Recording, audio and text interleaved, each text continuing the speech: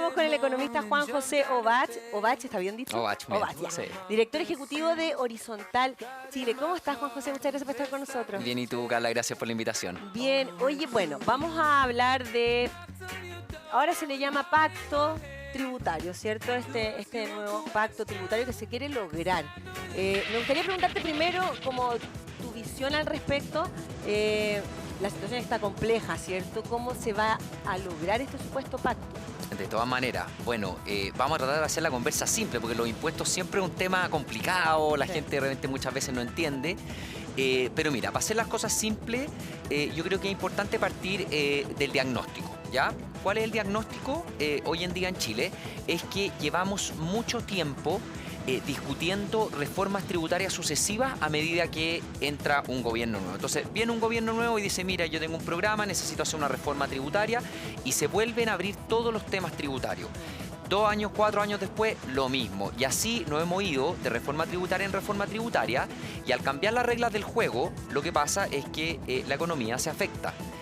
La gente, los empresarios, muchas veces que tienen inversiones, ante tantos cambios, dicen, mire, yo voy a esperar un poco, no sé si haga esta inversión, afecta la productividad y obviamente no le hace bien al país. Entonces nosotros desde Horizontal, por ejemplo, venimos diciendo hace un buen tiempo que Chile necesita un pacto fiscal de largo plazo. Es decir, pongamos la mirada hacia el futuro, pensemos cuál es nuestro sistema tributario que necesitamos, no en los próximos 2 años, sino que en los próximos 10, 20 años. Claro, que sería el ideal, obvio. Tal cual, discutamos esos bordes, y después cada gobierno que entra puede decir, mira, puedo subir una tasa acá, otra, bajar otra tasa acá, pero todo dentro de un marco. Claro. Y eso es lo que nosotros llamamos un pacto fiscal y no otra reforma tributaria más. Y este pacto fiscal también, por de pronto, debería tener no solamente mecanismos para recaudar más plata, que eso serían los impuestos, sino que también mecanismos para gastar mejor la plata. Y ahí entra toda la agenda de mejor gasto público, modernización del Estado, la eliminación de exenciones,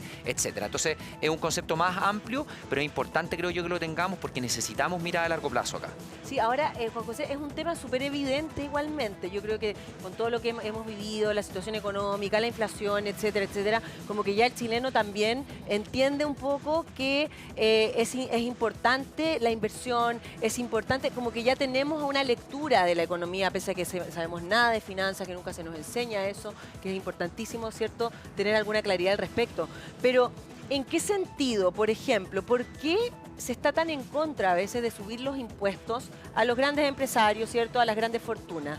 ¿Por qué? Porque supuestamente, a ver, hay una cosa que es evidente, van a quitar, bueno, vamos a ir a invertir a otro lado, porque obviamente vamos a pagar menos. Y también se entiende que las grandes fortunas tampoco están... las dejan acá quizás, las sacan también. Entonces, ¿cómo se explica esa situación para que en el fondo funcione? ¿Cuál sería la forma? Súper buena pregunta. Mira, lo primero, yo creo que cualquier sistema tributario tiene que tener 2 tipos de justicia. Una es la justicia horizontal, que es a medida que la gente gana más, tiene que pagar más. O sea, efectivamente la gente que hoy en día tiene más renta, tiene más activos, tiene más patrimonio, tiene que pagar más. Sí. Y otra es la justicia horizontal o la equidad horizontal, que es que no importa de dónde vengan tus ingresos, pero si tú, por ejemplo, Carla, ganas 100 y yo gano 100 por distintas fuentes, deberíamos pagar lo mismo. ¿Ya? ¿Qué es lo que pasa? Que se han puesto ideas sobre la mesa como, por ejemplo, el impuesto al patrimonio. Sí. Y el impuesto al patrimonio, si tú miras los países que lo han implementado, después lo sacan. Porque hoy en día las fortunas son súper movibles. Hoy en día la gente toma sus activos de un país, se los lleva a otro. Pasó en Francia, se eliminó. Entonces, creo yo que estamos todos de acuerdo en que la gente que tiene más y que gana más, pague más, pero encontremos las herramientas correctas. El impuesto al patrimonio, por ejemplo, que planteaba el gobierno en su fallida reforma tributaria, creo yo que no es una buena iniciativa, y así lo muestra la experiencia internacional. Otra cosa, por ejemplo, es el impuesto a las empresas. Hoy en día las empresas pagan un 27% de impuestos. Si uno mira el promedio... Es harto, ¿no? Es harto, sí, si uno lo compara con la OCDE. Sí, que nos gusta compararnos con la OCDE. Todo el rato nos comparamos con la OCDE. Entonces hay que compararse con la OCDE siempre, cuando en el fondo nos conviene o no nos conviene, porque lo importante nos da en el fondo una cierta mirada de hacia dónde vamos. Hoy en día los impuestos a las empresas es un 27%, el promedio de la OCDE es 23,6%. O sea, estamos un poquitito menos de 4 puntos por sobre el promedio de la OCDE, y obviamente mayor impuesto a las empresas implica menos inversión, menos competitividad. Entonces nosotros creemos desde Horizontal que avanzar por ese camino camino no es una buena idea, de ninguna manera. No podemos seguir subiéndole los impuestos a las empresas. Sí podemos avanzar, por ejemplo, en eliminar exenciones. Sí, bueno, que eso sí es fundamental. Eso creo que estamos todos de acuerdo. Tal ¿Están todos de cual, acuerdo? tal cual. Sí. O sea, hoy en día las exenciones no son otra cosa para que la gente nos entienda en su casa que privilegios tributarios. Esto que yo te decía, que si tú ganas 100 y yo gano 100, pagamos los mismos impuestos, hay ciertos recovecos legales que permiten que ciertas personas se vean favorecidas. Y eso no tiene sentido. Por ejemplo, la renta presunta que hoy en día tienen los pequeños camioneros, pequeños agricultores y pequeños mineros. Eso hoy en día, esto para que la gente entienda, esos grupos presumen que tienen cierta renta y pagan en base a esa presunción. Claro. Pero todos sabemos que sus rentas son mucho mayores que eso y hoy en día están todos los dispositivos tecnológicos, todas las herramientas para que nosotros sepamos cuánto gana una persona. Entonces hoy en día eso no tiene sentido y sigue ahí porque los mismos grupos de interés siempre están ahí, van al Congreso, se traban las leyes. Entonces ahí se podría avanzar con fuerza. Y en otra parte que se puede avanzar con fuerza es en la evasión. Hoy en día tenemos harta evasión, necesitamos darle herramienta al Servicio de Impuestos Internos y yo creo que con esas dos cosas, si nos ponemos de acuerdo, podemos recaudar fácilmente entre 1 y 2 puntos del PIB. Sí, y ahora, ¿qué pasa con los impuestos a las personas, a nosotros, a los comunes? Porque si nosotros tuviésemos un Estado, quizá, que claro, que te otorga comodidades, lo que corresponde, que es una buena salud, una buena educación, un sistema que funciona, Claro. ¿cierto? Ahí yo creo que todos estaríamos de acuerdo en que pagáramos un poco más de impuestos, todos, porque eso es lo que correspondería en base a lo que uno recibe. Lo que pasa es que ahí hay un pensamiento de qué es primero, el huevo o la gallina, ¿qué se hace primero? Así es. Entonces, esa es una discusión compleja que yo no sé si hoy día existe, se mirará a largo plazo. El otro día estaba escuchando a Sebastián Edwards que hablaba de este tema y que decía que quizás son leyes que se deben plantear como hacia largo plazo para empezar a pensar que eso va a pasar, que nos van a subir un poco los impuestos y así la gente va a estar de acuerdo también, pero mejorando obviamente lo que es evidente que es la parte social, que nosotros estábamos muy lejos de lo que supuestamente debemos llegar a estar. Ahora, ¿qué pasa también con el tema de la inversión? ¿Cómo estamos hoy día de verdad? Chile en el tema, ¿cómo están invirtiendo? Se habló mucho de que se habían parado las inversiones, bueno, en la minería se notó muchísimo, o sea, los negocios mineros se pararon mucho, y ahí lamentablemente hay una caída gigantesca que es más la minería más pequeña, no es la gran, obviamente no es la gran minería, pero la pequeña minería se ha visto muy afectada. Entonces, pero ¿qué pasa en realidad? Cuando se nos dijo que había el tema del apruebo y rechazo, ¿cierto? Este gobierno, que evidentemente por un tema ideológico, los empresarios no van a querer estar en un gobierno que es más bien de izquierda que de derecha, si eso es una cosa lógica, lo entendemos todo. Pero bueno, después ganó el rechazo, ¿cierto? Y después finalmente tuvo otro golpe con la reforma tributaria que no se legisló para eso, y hoy día estamos en otra situación. Entonces, ¿cómo va la inversión? ¿Cómo nos están mirando de afuera a Chile realmente? ¿Cuál es nuestra situación hoy económica de Chile? Bueno, yo creo que tú, Carla, lo describiste súper bien. Llevamos mucho tiempo con mucha incertidumbre política. O sea, recordemos que tuvimos un estallido social a finales del 2019, tuvimos un proceso constitucional que fue con mucha estridencia, que muy maximalista, que efectivamente yo creo que si se aprobaba ese texto no íbamos a quedar en un letargo económico, social y de progreso por muchas décadas. Y tenemos también, obviamente, todas las peleas políticas que vemos que no se avanzan con la reforma importante en el Congreso. Eso afecta a la inversión, porque lo que más necesita la inversión es estabilidad. Son reglas de largo plazo, certeza. Sobre todo en la minería, por ejemplo, que son proyectos que se evalúan a 10, 15, 20 años. A eso súmale también que tenemos un aparato burocrático que le pone muchas trabas a los proyectos de inversión. Le pedimos, por ejemplo, un proyecto de inversión minero se puede demorar hasta 10 años en tener todos sus permisos. Entonces, obviamente eso ha afectado a la inversión y creo yo que se han ido disipando ciertas cosas que podrían permitirnos quizás pensar en que la inversión va a mejorar ahora en el corto plazo. Por de pronto el rechazo, el proceso constitucional actual va avanzando bien. Es importante que la ciudadanía se involucre más para que tengamos un buen plebiscito de salida y se pueda por fin aprobar este texto. Creo yo que va a ser un buen texto y cerrar este capítulo. Yo creo que si cerramos bien el capítulo constitucional y logramos encauzar la crisis de manera institucional, la inversión va a llegar. Porque Chile tiene sustento sólido. Si miramos el resto de la región, estamos mucho mejor parados. Tenemos buenas reglas para que la gente meta, tenemos un ambiente pro inversión. Chile ha construido mucho desde la vuelta a la democracia. Sí, hemos sido ordenados, digamos. Tal cual. Se mira como un país ordenado. Tal cual. Tenemos finanzas públicas que son ordenadas. Entonces lo importante, creo yo, es que aquí la pelota la tienen los políticos, creo yo. Ese es lo preocupante. Y eso es lo preocupante al mismo tiempo. Sí, exactamente, porque en el fondo la política está súper involucrada con nuestra sociedad. Y yo no sé si a veces la gente no lo ve. Qué fundamental es que lo cívico tiene que ver directamente con el Estado. Nosotros estamos directamente relacionados con la política y estamos en una sociedad totalmente desconectada de la política. Entonces eso nos ha hecho súper mal.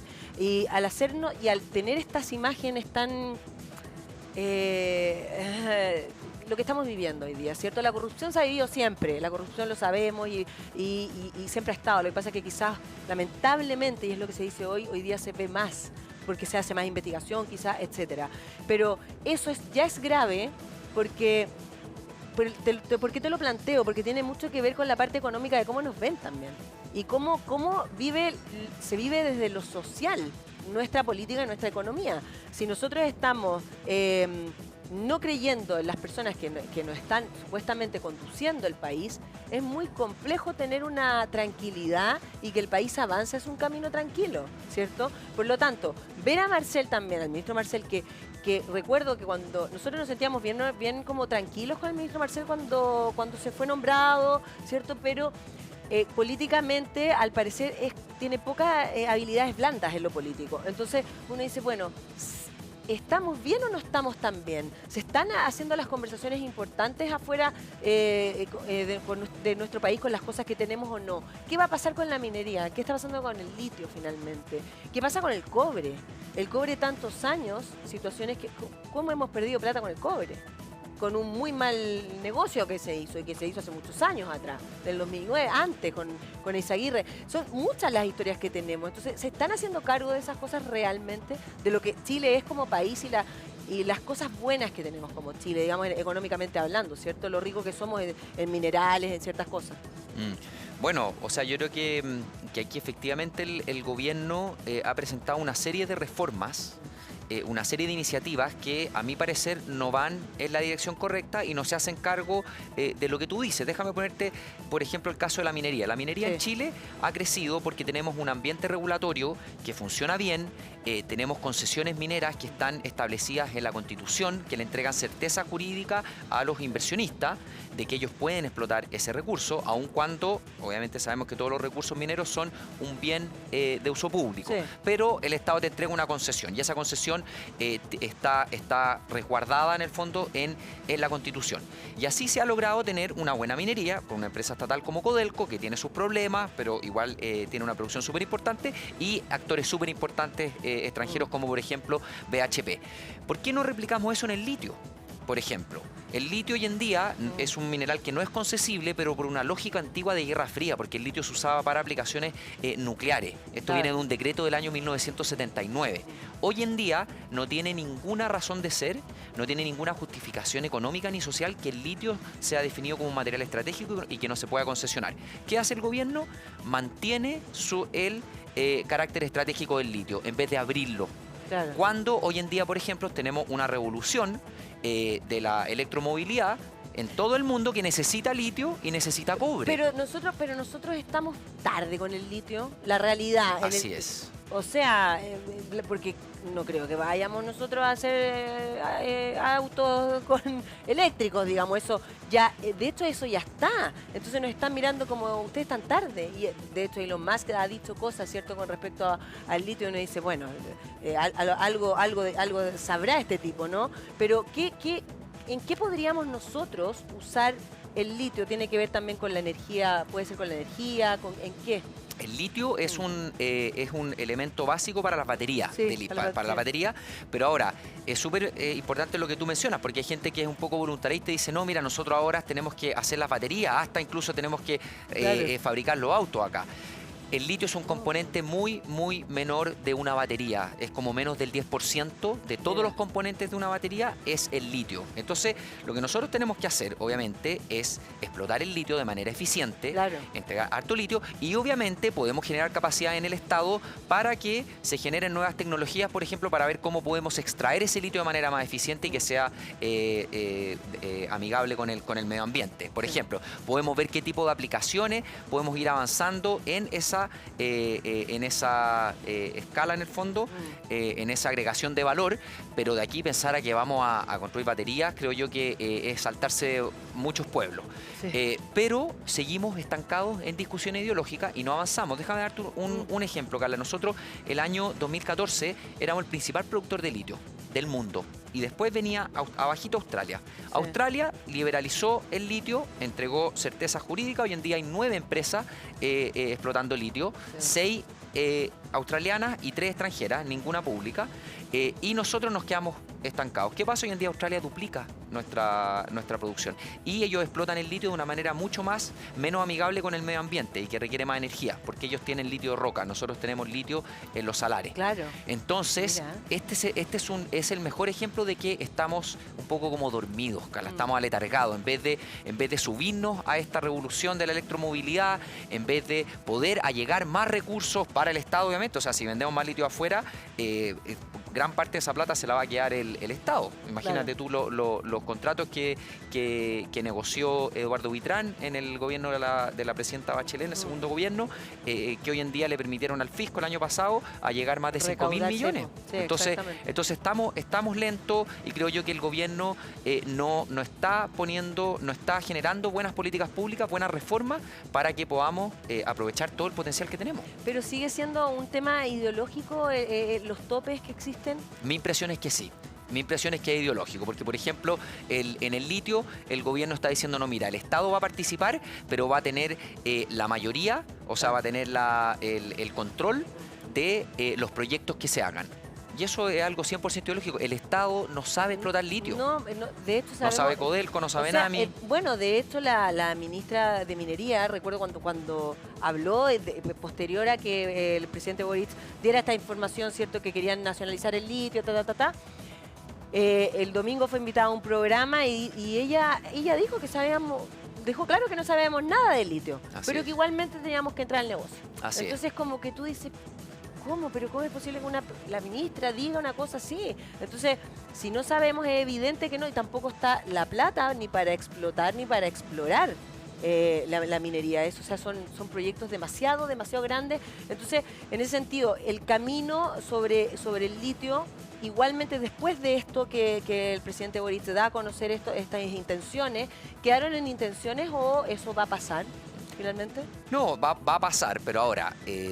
tú también ves que el gobierno se demoró más de un año en presentar una supuesta estrategia de litio y lo que se presentó dista mucho de una estrategia. O sea, básicamente era una minuta con ciertos lineamientos, pero no sabemos de plazo, no hay una agenda de proyectos de ley, por ejemplo. Se mandata a Codelco y a NAMI a negociar, a Codelco en particular con Albemarle y con Soquimich, que son las que explotan el Salar de Atacama, pero claramente esto dista mucho de ser una estrategia. Yo creo que hay mucha ideología por delante y nos estamos perdiendo esta oportunidad. Absolutamente. Y el tema de las pensiones, que es un tema fundamental y tan importante para todos, ¿cierto? Para todos nosotros. ¿Qué está pasando? ¿Qué se va a hacer al respecto? Porque se han diluido todas las cosas porque no han sido buenas, evidentemente. Entonces necesitan salir a juntarse, a hacer las mesas, llegar a acuerdos, pero el ministro Marcel lamentablemente ha cometido errores que son para... los que toman las decisiones, no los que toman las decisiones, bueno, sí, finalmente sí, porque tienen que llegar a acuerdos para tomar decisiones y para poder hacer cambios. Entonces, lo que ha dicho ha provocado un escozor tremendo en la oposición, por lo tanto no están los votos para que se llegue a una conversación ni a un acuerdo. Entonces, ¿qué va a pasar con las cosas fundamentales que sí son importantes, como el tema de las pensiones, por ejemplo? ¿Qué se hace ahí? Mira, aquí, Carla, hay que ser justo con este tema y mirarlo con perspectiva. El diagnóstico de qué hacer con nuestro sistema de pensiones está más que claro hace más de una década. Tuvimos la Comisión Marcel el 2006, la Comisión Bravo el 2015 y todos apuntan a lo mismo. Aumentar la cotización, la tasa de cotización, aumentar la base de los cotizantes, o sea, mejorar las lagunas Claro, previsionales. el problema son el 6%. Tal cual, en Sí. particular de las mujeres, avanzar también en el pilar solidario, que ya hemos avanzado, pero de nuevo, coscacho para los políticos. Es la clase política la que no logra ponerse de acuerdo en una reforma de pensiones, porque muchas veces por la pelea corta. ¿Cómo yo le voy a dar el triunfo al gobierno de turno si después puedo venir yo y yo llevarme todos los beneficios políticos de aprobar una reforma de pensiones? Y eso lo hemos visto a lo largo del tiempo, y ahora en particular con respecto a la propuesta del presidente Boric, yo creo que la ideología nuevamente aquí se toma la reforma. Se habla de crear un ente estatal que va a administrar Claro, como todas que las cuentas. Te la administra y o sea, tú le pasas y ellos te administran. O sea, hacen todas las cosas, el Estado lo haría. Claro, o sea, el Estado básicamente administraría todas las cuentas, Claro. y también tendría un inversor, que es un inversor estatal, Sí. que entraría a competir con los inversores privados, pero no en igualdad de condiciones, Sí. por una razón, porque la opción por defecto Sí. de todos los nuevos cotizantes es con el inversor estatal. Entonces hay una serie de cosas que uno dice, pucha, aquí parece que el norte de la reforma no es solamente mejorar las pensiones, sino que también que es que el Estado se haga cargo en mayor medida Ujú. de un tema que yo creo que se ha demostrado que la participación público-privada puede funcionar bien, con todos los peros que han tenido la AFP y que tienen que no han hecho toda su pega bien, pero sí han hecho una pega bien, por ejemplo, de administrar los fondos de pensiones y hacerlos crecer. Sí, eso es Yo creo real. que han fallado, sí, en la comunicación, en entender que son parte de un sistema de protección social. Bueno, y- ese es un gran problema para que lo conversemos a la vuelta, que tiene que ver con que, claro, la parte social, los derechos supuestamente sociales que debemos tener son mirados como empresa. También son mirados porque somos un país de economía abierta, ¿cierto? De un libre mercado, etcétera. Entonces, claro, a veces dice cómo la salud se ve como un negocio, cómo nuestras pensiones se van a ver como un negocio. Entonces, ahí hay ahí hay un punto que es bien complejo y hay que desatar, porque para poder avanzar hay que llegar a los acuerdos que están esperados. Vamos a seguir conversando de esto y mucho más, pero nosotros vamos a seguir conversando con Juan José. Estamos hablando, ¿cierto? Bueno, de muchas cosas, pero Juan José, te quería preguntar, porque estábamos en la pausa y estaba conversando contigo sobre Horizontal Chile, que en el fondo es lo que tú estás, y la mirada que tienen ustedes hacia el cambio, ¿cierto? Hacia lo que debe pasar. ¿Cuál es la mirada de ustedes sobre todo lo que tiene que ver con el crecimiento de nuestro país, sobre la verdad de lo importante que es las pensiones, sobre que hay que hacer realmente un pacto tributario? ¿Cómo lo ven ustedes? Bueno, está difícil la pregunta, es bien amplia. Sí. Vamos a tratar de acotarla. Bueno, lo primero es que nosotros creemos que Chile necesita reformas, pero reformas bien hechas. O sea, aquí para petarse en el status quo y decir, mira, aquí hicimos todo lo que teníamos que hacer y hay que ponerle piloto automático al país, no. Eso nos quedó demostrado con súper alta fuerza en el estallido social. Hay muchas demandas sociales que todavía Que no ha no pasado son nada. bien cubiertas, ni por el Estado, ni por el sector privado. Entonces tenemos que avanzar, pero avanzar bien. No a tontalla loca, no haciendo borrón y cuenta nueva, de que todo lo que hicimos antes es malo y ahora vienen iluminados No, a ya decirnos cuál es el camino. claro No, que no. Sí. el cambio gradual es la clave para que los países crezcan. ¿Cuáles son las grandes cosas que para ustedes que tú dices que son fundamentales, que sí o sí deben cambiarse, que deben estar de otro modo? Por ejemplo, la salud. ¿Qué va a pasar también con la nueva Constitución? Ahí cómo va a quedar también, supuestamente, vamos a tener obviamente derecho a elegir entre lo privado y lo público. ¿Cómo va a quedar? Más encima con la situación que la hemos dejado un poco de lado, el tema de las ISAPRES, ¿ah? Sí, como estamos bueno, así nos pasa con Chile siempre, como que aparecen otras cosas y uno se olvida de las grandes situaciones que estamos viviendo. Tal cual, tal cual. Mira, hay varios temas que sí o sí hay que abordarlos y rápido. Sí. Lo primero es el tema de modernizar nuestro Estado. Y cuando uno dice modernizar el Estado, de repente uno se queda solo en palabras, súper concreto. Si uno mira a los países de la OCDE, los estados logran disminuir la desigualdad de mercado de manera significativa, muy grande. O sea, para que te haga un ejemplo, Chile, la desigualdad que produce el mercado en Chile es similar a la que se produce en Alemania y en Finlandia.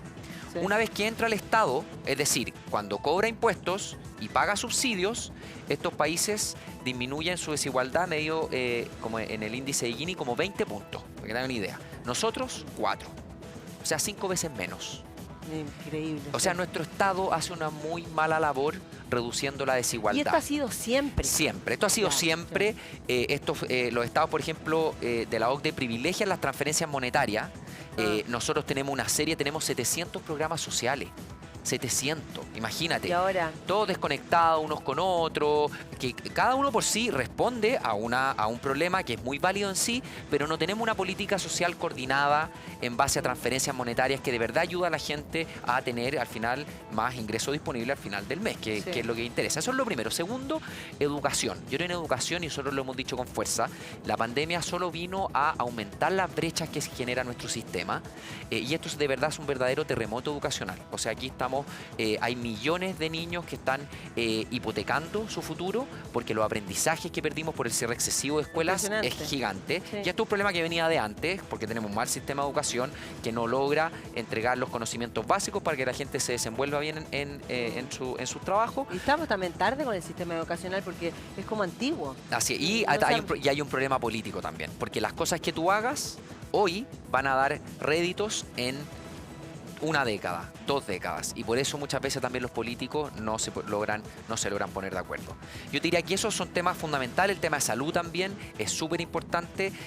Necesitamos aquí una palanca pública importante. Hay que mejorar FONASA, hay que mejorar el sistema de educación pública, pero no podemos engañarnos y creer que el sistema público va a poder atender a todos los millones de chilenos que están hoy en día afiliados en los sistemas. Absolutamente claro que no puede ser, y eso lo tenemos tal cual. Entonces es una irresponsabilidad con todos los problemas que tiene la ISAPRE, y los podemos conversar acá, Carla, que efectivamente han habido muchos temas judiciales que vienen desde el 2010, en donde se ha dicho que hay cobros indebidos, tenemos planes que muchas veces no se pueden comparar entre ellos, tenemos un mercado de seguros privados de salud que no funciona muy bien, pero tenemos que arreglarlo, no tenemos que ponerles una bomba, dinamitarlo y esperar que esos 3 millones de afiliados sean absorbidos por el sistema público, porque realmente ahí todos vamos a terminar con peor salud. Y una pregunta, Juan José, porque al final parece que el fallo, bueno, tantas veces se ha hablado de este fallo, solamente le debiese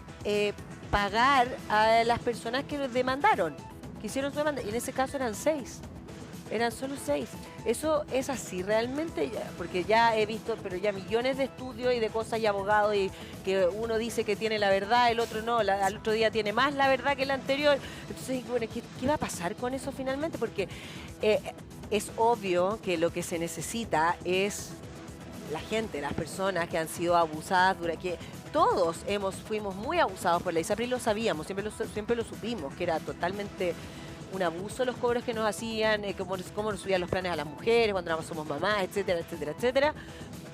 Y también, bueno, que es un sistema que tampoco funciona mucho porque tiene mucha fuga. ¿Cuánto tiempo uno mantiene un contrato en un ISAPRE? La realidad, durante años, había salido una investigación que máximo uno estaba, la mayor cantidad de personas estaban casi 3 años y era el máximo que estaba ahí en un ISAPRE. Te cambiabas, te ibas a FONASA. Entonces, o de FONASA volvías a ISAPRE, pero entonces hay mucha fuga. Entonces es un sistema que no está bien hecho tampoco. Así es. Pero aquí lo que ha fallado es la regulación. Y yo creo que ahí es donde hemos fallado como país. O sea, tenemos una superintendencia, tenemos por ejemplo, una ley, un proyecto de ley, que es un plan de salud único, que lleva más de una década en el Congreso, durmiendo, y no hay caso. Y hay un consenso bien transversal en que hay que avanzar hacia un plan único de salud. Es decir, que toda la ISAPRE, independiente, puede ser también un ISAPRE, o sea, puede ser un asegurador público, etcétera, otro privado, pero que todos ofrezcan el mismo plan. Y aparte uno puede sacar... Y aparte uno puede tener seguros complementarios, etcétera, pero eso permite comparar. Porque hoy en día uno no puede comparar, es un mercado que es imposible comparar. Miles de planes, tal cual. Pero eso se logra con mejor regulación, se logra aprobando proyectos de ley, poniéndose de acuerdo nuevamente. Boscacho para los políticos. Por eso te digo, porque cuando uno conversa de estas cosas, pese a que ustedes sean súper proactivos y que en el fondo hayan desde personas que quieran realmente aportar al cambio y no venir a portillar, sino que decir, bueno, mira, vamos a cambiar esto, pero con estas ideas, dando ideas. Pues son tantas las cosas que hay que solucionar. Entonces, y en la situación que estamos viviendo y que está tan complicada, y como que uno siente que cada día se está polarizando aún más la situación, ¿cómo se van a realmente llegar a estos acuerdos tan ultra necesarios que se conversan todos los días y no hay posibilidad, uno siente que están trancados? Entonces, esta constitución, ¿tú crees realmente, ustedes, el grupo de ustedes, piensa que eso puede provocar una tranquilidad o algún como destrabar lo que estamos viviendo en este momento? A ver, nosotros desde Horizontal, desde el segundo gobierno de la presidenta Bachelet, hemos empujado para que Chile tenga una buena y nueva constitución. ¿Ya? Una constitución que nos una. Recordemos que la constitución actual, si bien tuvo muchos cambios en el gobierno de Lago, fíjate, lleva la firma del presidente Lago, hay un sector de la población, la izquierda, si tú quieres, más radical, o la izquierda más dura, que dice que esta constitución fue hecha en dictadura, y efectivamente si nos sirve como señal de unión para poder ponernos de acuerdo y avanzar todos hacia adelante, tengamos una nueva constitución. No como el borrador que fue rechazado el año pasado, porque eso era totalmente un pasaporte a la debacle. Yo creo que va avanzando bien el proceso y creo que va a permitir avanzar en muchos de estos desafíos, pero por favor, no confundamos a la gente. Una nueva constitución no va a venir a arreglar todos los problemas que hemos conversado ahora contigo en este programa.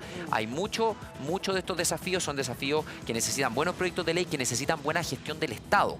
Sí. Pero sí la constitución puede ayudar, como por ejemplo, modernizar el Estado, tener un nuevo estatuto administrativo, una nueva reforma al empleo público. Eso se puede hacer con una nueva constitución y es un buen primer paso para hacerlo. Sí. Ahí tenemos una oportunidad, pero es el primer paso para después seguir trabajando, porque esto obviamente no se agota solo con una nueva constitución. Ahora, ¿es real que no existen las platas en nuestro país, que estamos en deuda? ¿Es real que no se puede llevar a cabo el programa del gobierno, como lo ha dicho María Marcel, sin el recaudar, ¿cierto?, lo que se necesita? ¿Es así o no es así realmente? Mira, yo creo que... Porque ha puesto como en jaque en el fondo. Él ha dicho, sin reforma tributaria, sin pacto tributario, esto no podemos hacer nada. Sí, pero creo yo que el ministro Marcel ha estado un poco errático en la última semana, porque ha condicionado muchas cosas. Por ejemplo, él ha dicho que el actual PGU, no el aumento a 250, el actual que está como en 200.000 pesos, no tiene financiamiento si es que no hay una... Que era imposible, porque no hubiese sido ley. Tal cual, y eso no es así, porque eso fue un proyecto de ley que tenía un informe financiero, que había los recursos... ¿Pero estaba financiado per se? Así es, o sea, la actual sí, llevarla a 250.000, no, pero la actual PGU sí está financiada. Sí estaba financiada en el fondo, porque eso es lo que también se dijo, porque en el fondo, claro, lo que decía Marcel realmente, a lo que se refería, era que se hizo, la PGU estaba financiada en ese momento, pero no estaba como para largo plazo, que en ese momento sí, pero no para largos años. No, todos los proyectos de ley tienen un informe financiero, claro. y básicamente ese informe financiero sostenía que a través de la eliminación de ciertas exenciones, que se avanzó un poquitito en eso, se podía financiar la PGU actual. Entonces, es súper buena tu pregunta, Carla, porque yo creo que para que el pacto fiscal que el gobierno quiere empujar, y yo creo que es necesario que tengamos, lo primero que tiene que tener es una discusión y un acuerdo en qué vamos a gastar la plata. Y aquí yo creo que el gobierno también ha sido súper errático. Recordemos que el mismo presidente en su cuenta pública, a principios de mes de junio, condicionó la reforma tributaria a la condonación del CAE, la deuda histórica de los profesores. En el fondo, le puso a la reforma tributaria una serie de elementos que todos sabemos que al final del día no son muy veraces. Entonces, aquí lo importante es que, partiendo por el ministro Marcel, que lidera esta discusión, que nos pongamos de acuerdo cuánto queremos recaudar y para qué. Y si el para qué nos hace sentido a todos, yo creo que vamos a avanzar mucho más rápido. Obviamente. ¿Queremos una PGU de 250.000 pesos y eso es lo que necesita ahora nuestro país? Ok, vamos con eso. ¿Queremos, qué sé yo, eliminar las listas de espera y mejorar el sistema de salud? Perfecto. ¿Cuánto cuesta? Y vamos con eso. Pero si no tenemos esa discusión, creo yo que no vamos a avanzar. ¿Y qué pasa con la transparencia en nuestro país? ¿La fiscalización falta? Porque se ven como... Lo que se ha dicho mucho, de hecho tú también lo dijiste acá, es que las platas en el fondo, ¿para dónde van? Están mal usadas desde el Estado. También fiscalizar también, ojo, instituciones privadas, que son sin fines de lucro, como cosas. Hay situaciones, creo que se ha demostrado y se ha ultra demostrado ahora último que falta una Contraloría, algo que esté encima, porque al poder claramente hay que controlarlo y eso ya ha quedado, pero más que en evidencia. Totalmente, Carla, hay que avanzar, pero de nuevo, como en el resto de los problemas, hemos avanzado. Hemos avanzado, pero hay que avanzar ahora más rápido y mejorar todavía esos espacios oscuros que hay de discrecionalidad, como por ejemplo lo vimos que en el caso de Democracia Viva. Hoy en día Chile tiene una ley de transparencia, en donde tú te metes a la página web de un ministerio y puedes saber cuántos funcionarios están ahí, tú haces una solicitud de información y el ministerio te tiene que responder. Si es que no te responde, hay un consejo para la transparencia que puede intervenir. Tenemos una ley de presupuesto que establece una serie de normas de transparencia. Existen normas de transparencia y en el contexto internacional no es que tampoco nosotros seamos el país más corrupto de la región y no es que todos los recursos públicos se malgasten. Pero dicho eso, tenemos mucho que avanzar. Mucho que avanzar. Por ejemplo, en todas estas asignaciones directas que se hacen a fundaciones, que muchas de ellas hacen una buena labor, pero otras, por ejemplo, como vimos en el caso de Democracia Viva, al parecer no tanto, No, pues y claramente armaron, hay signos o sea, claro, de hecho, fraude al fisco. 2 meses antes, absolutamente, o sea, eso o sea, ya Pero la evidencia es máxima. tráfico de influencia, fraude al fisco, y eso vamos a ver en qué termina todo esto, pero claramente ahí hay espacios para mejorar. En compras públicas también tenemos que avanzar a que todos los recursos públicos, gran parte de los recursos públicos que se entregan a la sociedad civil sean a través de concursos, que sean montos auditables, que los pagos se hagan contra entrega de servicios. Hoy en día, por ejemplo, Democracia Viva había rendido solo a la fecha el 3% de los recursos que se le entregaron, 426 millones de pesos. Sí. Es un escándalo. O sea, claro, uno puede decir 420 y tantos millones de pesos no es nada al lado de otras cosas, porque es real, o sea, estamos hablando de platas del Estado, pero que las platas del Estado se contabilizan hasta el mínimo peso, tiene que ver lo que se hizo con esa plata. Entonces... Y es mucha plata igual, Carla. Y es mucha plata, y aparte cómo está hecha, cómo se armó la fundación, no sé, de verdad es todo muy, muy tóxico. Y por otro lado, aparte de que es evidente, hay un tema que a mí me llama mucho la atención y creo que es que es un tema a debatir que tiene que ver con ver a jóvenes, que te lo dije delante en la pausa, que tiene que ver con la juventud corrupta. Porque ver a adultos viejos, corruptos, en algún punto uno dice, bueno, este ya está viejo y ya, se corrompe, ya, bueno. Pero la juventud es lo que viene, entonces, ¿qué queda? ¿En qué podemos mirar? ¿Cómo confiamos en el futuro? Nosotros estamos hablando de la sociedad que hoy día lo que está viviendo, cómo está viviendo, que no llega a fin de mes, que no le alcanza la plata, que se inundan, que ponen hospitales en lugares inundables, que son situaciones que se vienen repitiendo desde el 2009. Y también son cosas que no se vuelven a comentar. El 2009 pasó lo mismo con el hospital que se inundó y dijeron que iban a crear otro hospital en un lugar que no fuera inundable. No se hizo, se vuelve a inundar el mismo lugar. Pero no se acuerda la gente porque la memoria es frágil. Entonces, hay muchas cosas que evidentemente hay que trabajar en eso, pero de manera real. Y eso tiene que ver también con una modernización del Estado. Tiene que ver, o sea, estamos atrás en muchas cosas, tanto en lo educacional, cuando conversamos de educación, los niños hoy día, o sea, se aburren en la clase porque de verdad le están enseñando algo que se demoran 2 segundos en aprender, entonces ya pierden el foco. Entonces, ¿dónde está puesto el foco?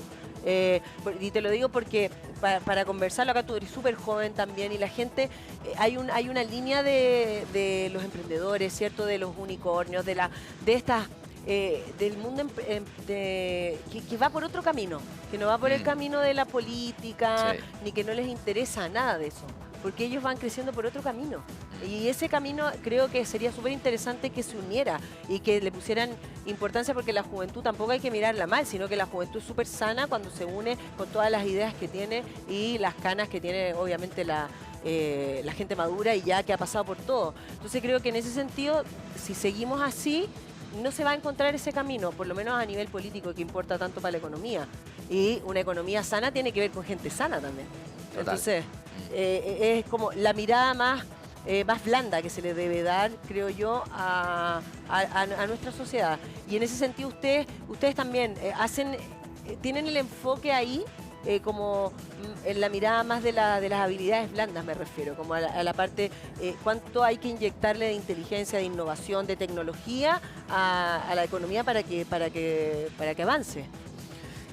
Sí, a ver, yendo a la primera parte de tu pregunta, o sea, o de tu comentario, Carla, yo ahí tengo una pequeña diferencia. Yo creo que tanto para los jóvenes como para la gente adulta, para los adultos mayores, gente que tiene poder, que en el fondo puede ser en el sector privado, en el sector público, los actos de corrupción nunca tienen que ser validados. Tenemos que tener mano dura contra cualquier tipo de corrupción y creo yo que todos somos permeables a estos actos. Y mi impresión es que justamente esta generación, y en particular Revolución Democrática, esta generación de dirigentes, justamente entró con una soberbia muy grande, pensando que ellos tenían una estatura moral superior, y creo yo que ese fue uno de los grandes problemas y uno de los grandes pecados originales, si uno quiere llamarlo de esta... No, sí, pero te lo decía de la parte de la confianza del ciudadano hacia ellos, ¿me entiendes? Se cae, claro, se cae, porque son... O sea, se nos cayeron todos porque ya. son una promesa de cambio a cosas que hemos visto, pero creo yo que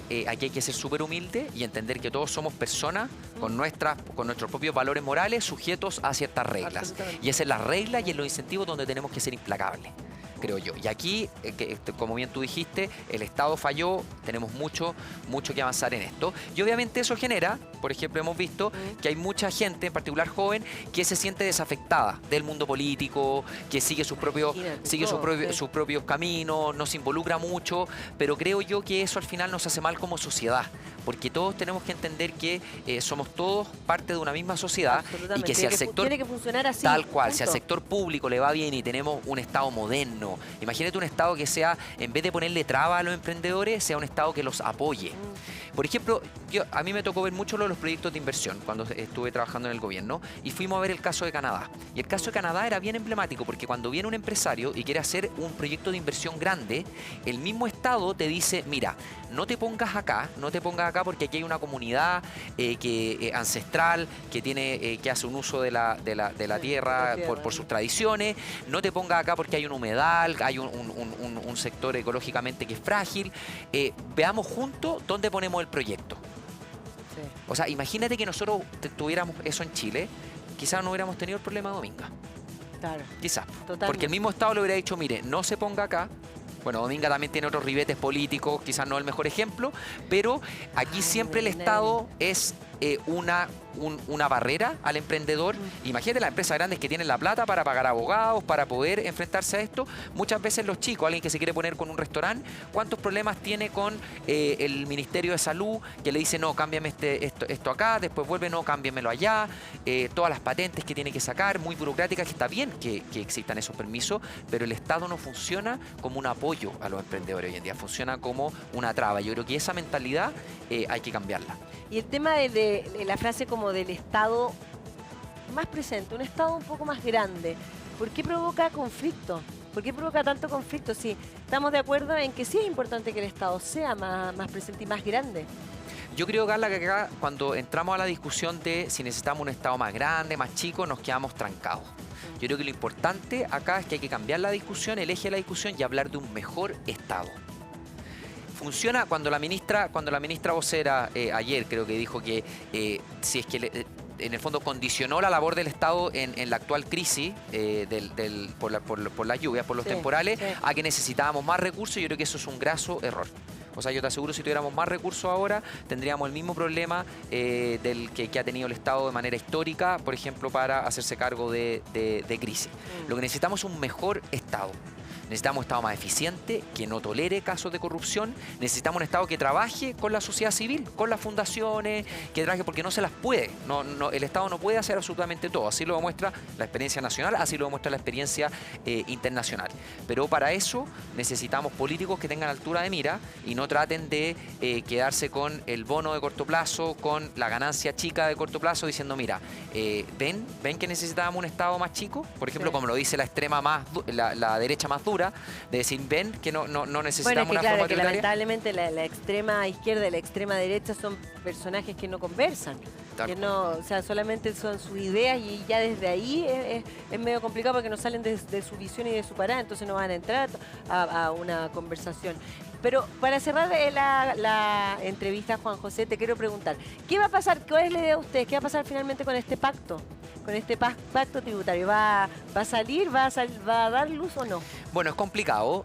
Yo llamaría pacto fiscal porque no necesariamente tiene que ver con tributos, sino que también con la parte de modernización del Estado. Y menciono esto porque es súper importante que ese componente se incluya. A propósito ahora de lo que pasó con Democracia Viva, yo creo que si los políticos logran armar un paquete que sea pragmático, no cambiar todo el sistema, pero sí que tome elementos, por ejemplo, como la eliminación de ciertas exenciones, combate fuerte a la evasión, una agenda de modernización del Estado y mejor uso de los recursos públicos, yo creo que se puede avanzar.